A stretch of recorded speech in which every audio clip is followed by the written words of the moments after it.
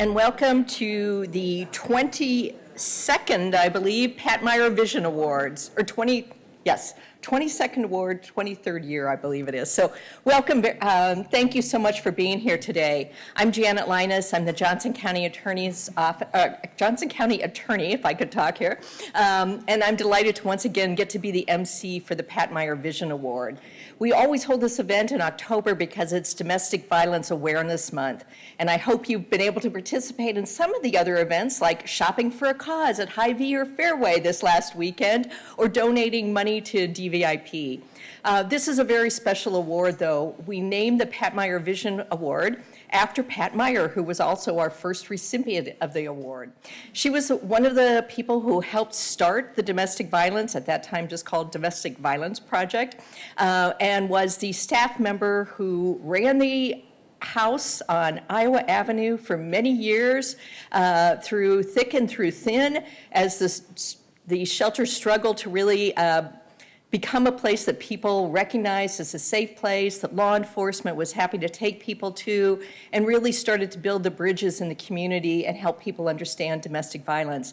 And it was her vision to have a day when we didn't need to worry about domestic violence that led us to want to name this award as the Pat Meyer Vision Award, looking forward to the future of when we don't have to worry about domestic violence in our community. Well, this year in 2021, having the Domestic Violence Awareness Month makes us really focus on what's going on in our community and our state. What we have seen during the pandemic and the last year and a half in particular is a great rise in domestic violence. While before the statistics were frightening, now they are absolutely terrifying.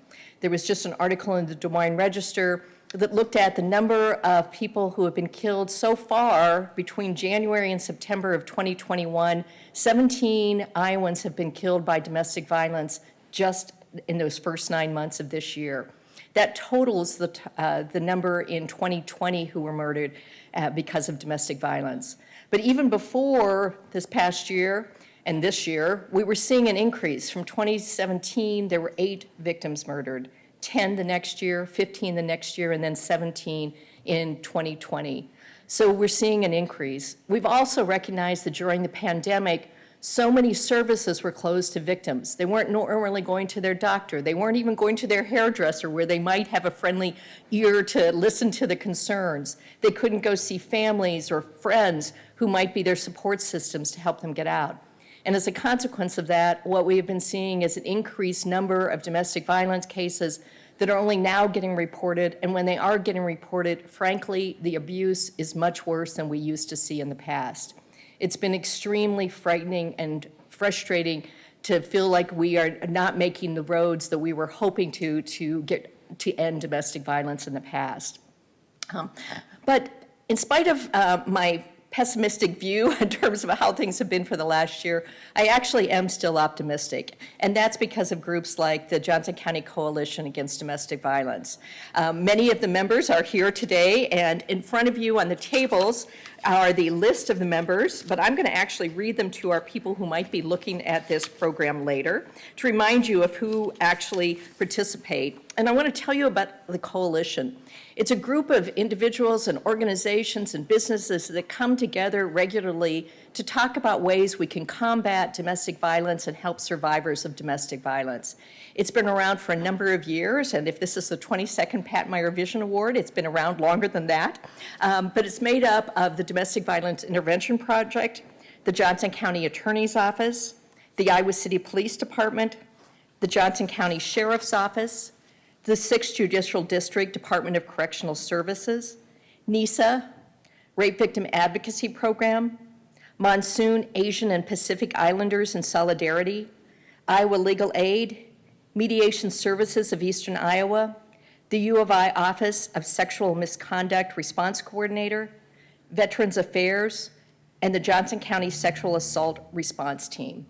So all of those members get together and have put on trainings, educated people in the community, worked with law enforcement to improve the response, worked with businesses and religious leaders to help educate them about domestic violence and ways that they can help.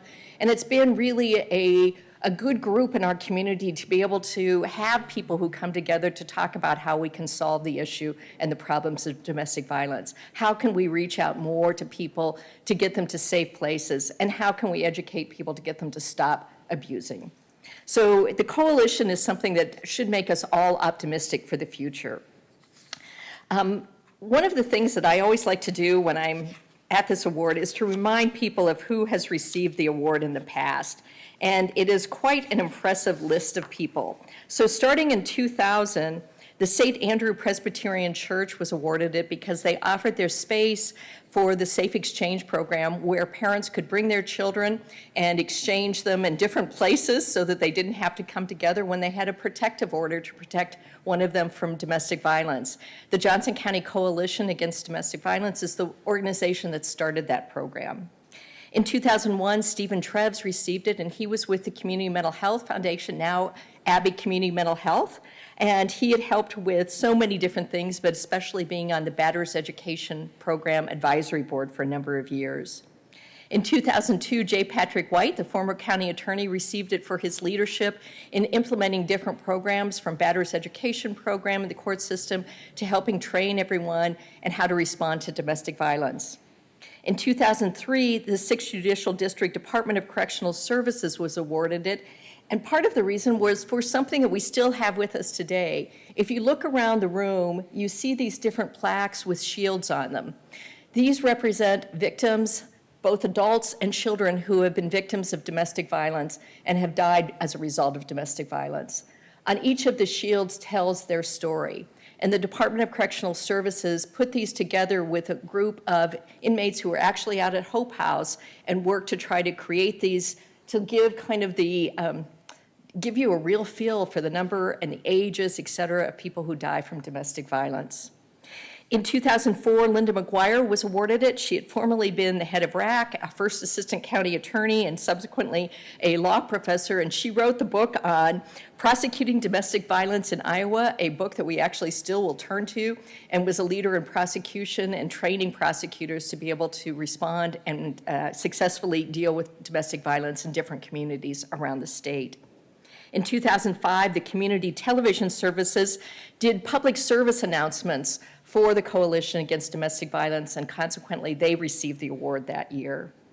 Karen Seiler, who was a member of the Johnson County Coalition Against Domestic Violence and also a staff at Rape Victim Advocacy Program, was awarded for her outstanding work with victims of domestic violence and sexual assault.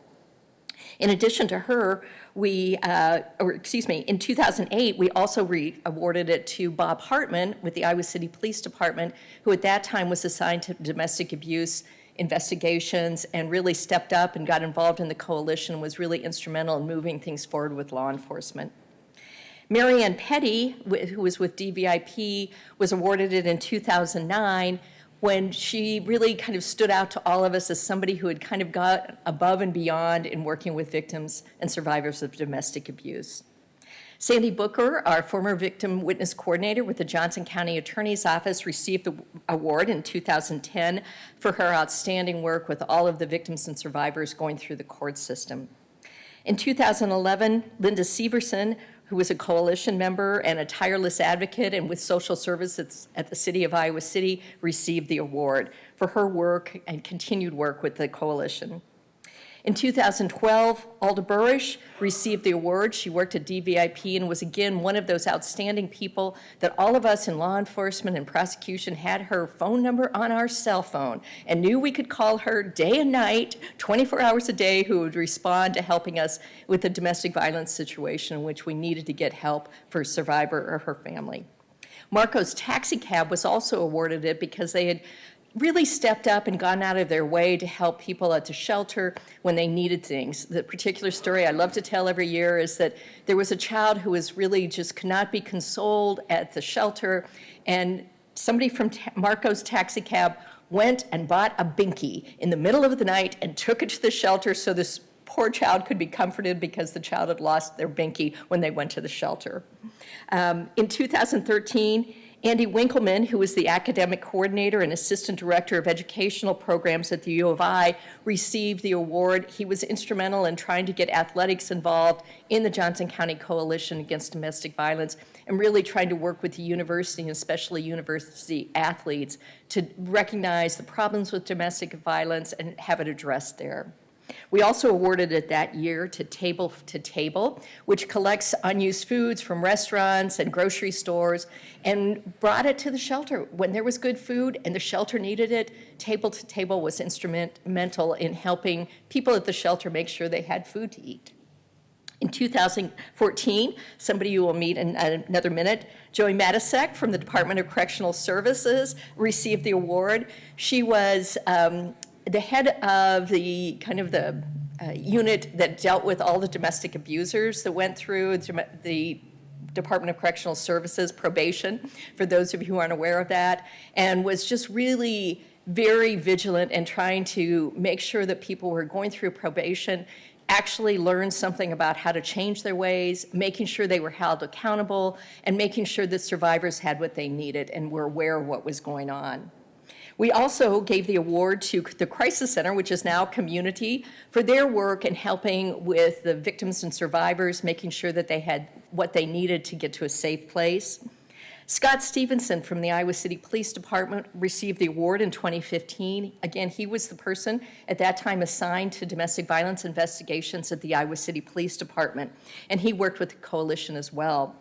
We gave it also to that year to Hy-Vee for their work with shopping for the shelter every year and their help to the shelter at different times when they were in need of food.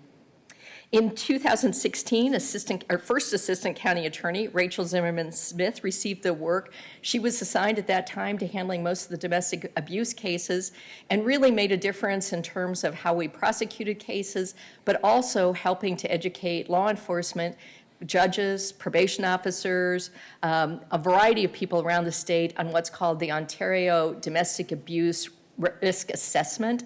It's a score that law enforcement can do and make an assessment very quickly when they're at a scene with a victim of domestic abuse as to what the risk is like for that victim or others if this person is not held in jail, or to let judges know that this person is really at high risk if they are not released, or if they are released into the community. Also, Lucky's Market got it for their help to the shelter with food, and also having where people could go donate a certain amount of money or put a particular coin out for at the store so that money could go to the Domestic Violence Intervention Program. In 2017, Charles Pierce from Iowa Legal Aid received the award, and he was one of the people who goes, and still does, I think, to the domestic violence open hours, which is one of the things that Rachel Zimmerman Smith started, where victims of domestic abuse can come every Thursday morning to the courthouse and meet with people from the county attorney's office, from DVIP, from legal services, to be able to help get, if they needed restraining orders, help find out if they need to get a protective order for their children, find out other resources, get information from DVIP about what they can do and what kind of resources are out there. And also TGM Management and the Heartland Inn for providing space for victims and survivors of domestic abuse who needed a safer place to be when they couldn't be at the shelter. And then in 2018, Lieutenant Deb Summers from the Coralville Police Department received the award for her work in really kind of promoting how officers could best respond to domestic violence. Coralville saw a great increase in the number of cases and how they were successfully prosecuted or investigating cases so they could be successfully prosecuted when they came into a domestic violence case. And also Gloria Day Lutheran Church, which for many, many years has been willing to accept donations at their church for DVIP. And I think they still will, is that right? You can still drop off things, I think, at Gloria Day to provide things to DVIP. Also in 2019, Lois Cox, who was a law professor at the time, was awarded the Pat Meyer Vision Award because she started the Domestic Abuse Protective Order Clinic through the law school, where they had law students, and she would go to the courthouse with victim survivors, help them get protective orders, help them pursue prosecution of violations of civil protective orders, and really kind of change the culture, I think, at the law school in terms of how domestic violence was viewed, and that students could really get involved and do something with their law education in helping victims of domestic violence. Also in 2019, United Action for Youth for their outstanding services to youth in our community, especially victims of domestic violence. Now, last year was a little different. It was a virtual year. We didn't have an in-person award ceremony, but the award went to all those survivors and supporters who have been out there. And so I think all of you are people who received the award in 2020 because you continue to provide support and are making sure that things get better for victims, or if you're a survivor, the continued effort you put in and your bravery to continue to survive are really wanted to be recognized. So all of these things, all of these people and organizations are parts of our community and have helped us to get to where we are. Now, this year, as I mentioned, it's been a hard year. It's been difficult. And we always have people who are still asking, why doesn't she leave? When the question should be, why does the perpetrator hit? Why does the perpetrator choke? Why does the perpetrator do things to harm another person? And fortunately, DVIP is out there trying to educate people all the time on resources, on changes of behavior, and providing protection. During this past year, during the pandemic, when the shelter couldn't be open, DVIP made arrangements through hotels and other places to try to find safe shelter for victims. They tried to make sure that there was some outreach where victims could get a hold of someone so that they could actually talk to a counselor, talk to someone who could be supportive, and we're very appreciative of their efforts. So as we go through and think about what we can do for Domestic Violence Awareness Week, I think it is very appropriate, though, to celebrate the achievements of certain people and certain organizations that have really gone above and beyond in their efforts to try to combat domestic violence. So I'm pleased to introduce former recipient of the Pat Meyer Award, Joey Matousek from the Department of Correctional Services, to present the first award.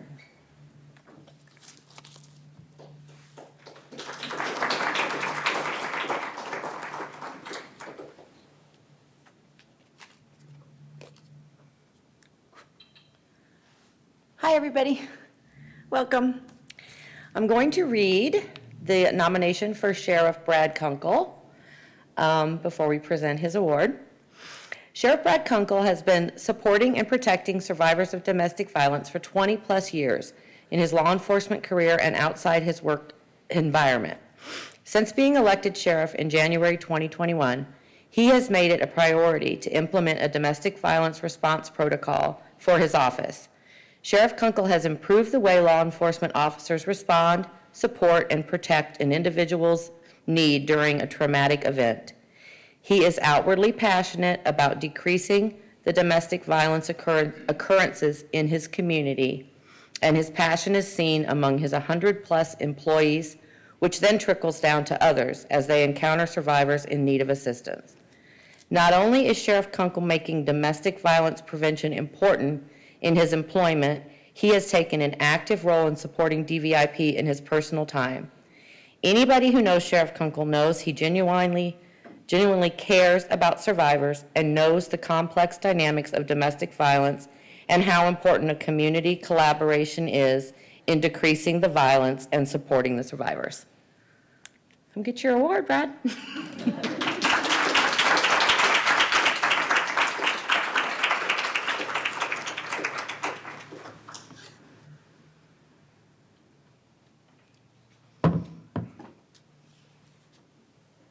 Congratulations. Thank you.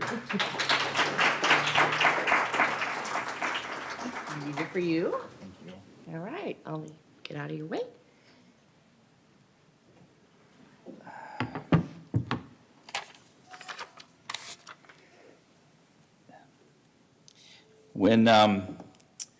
When Rachel called me a few weeks ago about this, I didn't know what to say, and I think I'm running into the same problem right now, which for those of you that have the good fortune to work with me, you know that I typically have a lot to say. But I'm still struggling with it right now. I just want to say thank you. This is, as any of us know who do this work and in the capacity we have to serve victims, that this is meaningful work, maybe the most meaningful work that there is. I try and tell anybody in law enforcement that this is such a unique job that we have because every day we have a chance to have an impact on somebody. Sometimes people don't appreciate the impact, but every day is a chance to have an impact on a person, on a survivor, on a victim, whether you know it or not. And we have that opportunity to do that every single day. And so do those of you that do advocacy work and prosecution and on the correction side. It's some of the most meaningful work that there is, and I just want to say thank you. And especially to those of you that I work with, I ask a lot of you, especially as we make this a priority, and I can't thank you enough for making our priorities at the office successful and continuing to work hard. Domestic violence prevention and intervention, I think, is one of the very few things we can do in policing that prevents people from dying. And we have to make it a priority more than we ever have. We have to do more. And we start by just saying we're going to do more. And I'm committed to doing that as long as I can. You know, as was mentioned, we've seen this increase of cases, particularly in the last year. I was looking at these numbers this morning, actually, in communicating with Rachel, and since July. Since July of 21 alone, depending on the number you look at, we've had between 85 and about 100 new offenders in some way, shape, or form with new charges of domestic violence or violating a no-contact order. And that's just overwhelming. And we have to do more. And as we do that, we have to remember, you know, it's difficult work, but it does make a difference. And whether you see the difference next week or next month or years down the road, just know that how you handle these cases now and everything you do for victims and survivors does make a difference for a long time. And that's important to all of us because not everybody gets that chance to do that in their jobs. So thank you for what you do, and I will do everything I can to help you meet those goals in serving victims and survivors. So thank you.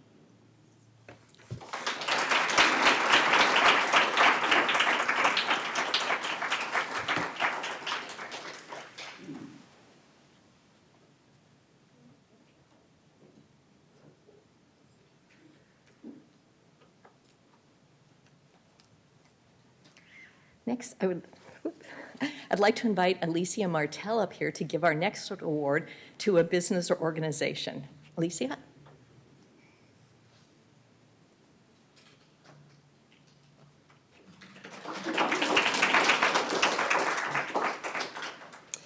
Big Grove Brewery has done amazing outreach work in partnership with DVIP to provide area and nationwide awareness about services to victims of intimate partner violence. In addition to the release of one of the nation's first beers with a domestic violence program hotline number on the can to the continued support throughout the pandemic, Big Grove has been a huge supporter of DVIP and the people that DVIP works with. Big Grove provided handouts about services in their to-go orders, put flyers at the bar and their service counters. They had large DVIP posters in the restrooms, and over the past 4 years, Big Grove has provided financial support and ensured that victims had access to information about programs through all of their available platforms. Big Grove has prioritized giving to DVIP and centering the voices of survivors and victims of domestic violence. So this year's Pat Meyer Award to an organization goes to Big Grove Brewery.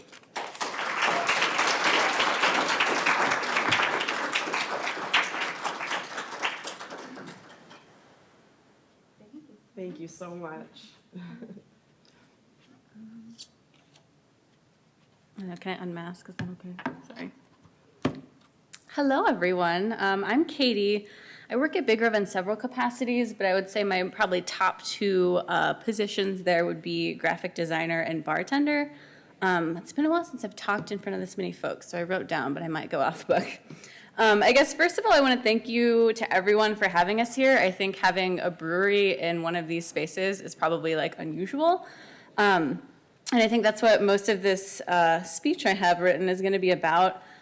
Big Grove has a really massive social platform, and as someone who's really rooted in community activism, feminist activism, working there, I really wanted to see what that sort of like corporate platform could do for good.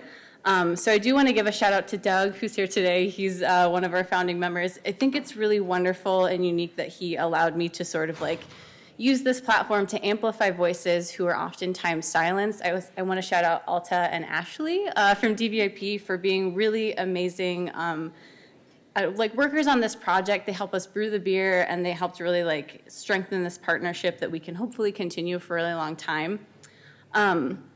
Domestic and intimate partner violence is something that affects people of all genders, but as we know, women and femme folks, women of color and queer women are really disproportionately affected. And so that's why, as someone so dedicated to those sorts of issues, I really wanted to do something in maybe a platform that seemed unusual to help amplify those voices and help people in our community that feel silenced. So I guess in lieu of like a self-congratulatory speech for me and for Big Grove, I want to challenge those of us in this room to see how we can think creatively to solve these problems. It seems pretty obvious to most of you folks who work directly on the ground or folks who work in advocacy and at DVIP. This is something that you do every day. But I had a professor that once told me activism happens in all spaces. So even if it's not necessarily in your workspace, like what can we do in classrooms? What can we do on the street? You know, in our living room couches, having those conversations, seeing what we can do directly with other folks to see how we can make differences, whether it's bystander intervention, whether it's notifying people of red flags, passing out flyers, giving hotline numbers, doing donations. Even if you're not really a loud and proud protester or someone who works directly in the advocacy field or the activism field, what can we do to support survivors in our own way? And I think that was really what the root of this project was about. So thank you again for this recognition. I think it also shows the value in these sorts of efforts, whether it's through corporations, personal, or even in the classroom. And thank you for recognizing this work that everyone's doing.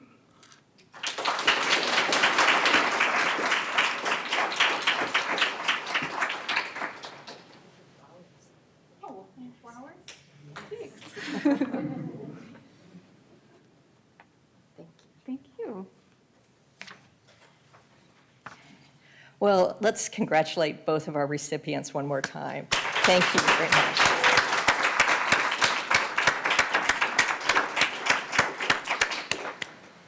The people who are out in our community who are making these efforts, such as Big Grove and Sheriff Kunkel, really do give us optimism that things will get better and that the statistics we've been seeing in the last year are going to improve the same way the pandemic is going to go away too. So thank you. But I want to give you a few ways that you might want to help. So hopefully you've been encouraged to also take a few minutes of thought on your own and like, what can I do to help as well? And even if you're doing a lot, we'll give you some more opportunities to help. So one thing that's coming up fairly soon for Domestic Violence Intervention Program is a solar panel fundraiser. So they're going to have different auction items and things, and it's on November 14th. From 4 to 7 at the Brown Street Inn. So they will have social distancing and things, but it's a great way to come and shop for early holiday gifts and support Domestic Violence Intervention Program.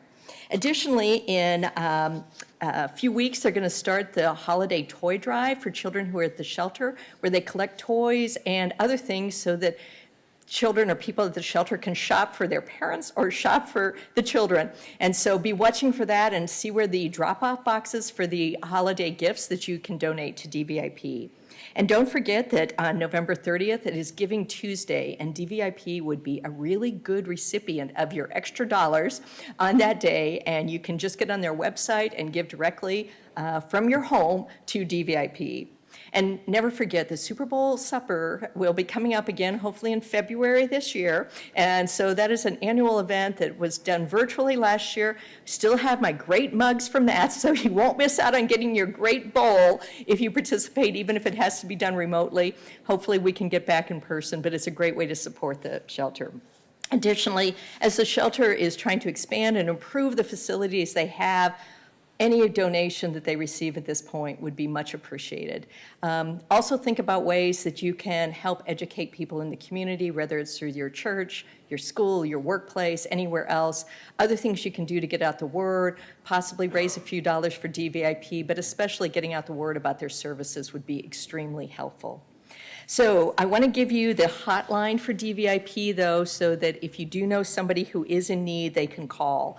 This is more probably for the rebroadcast, but it's 1-800-373-1043. And remember, don't stay silent.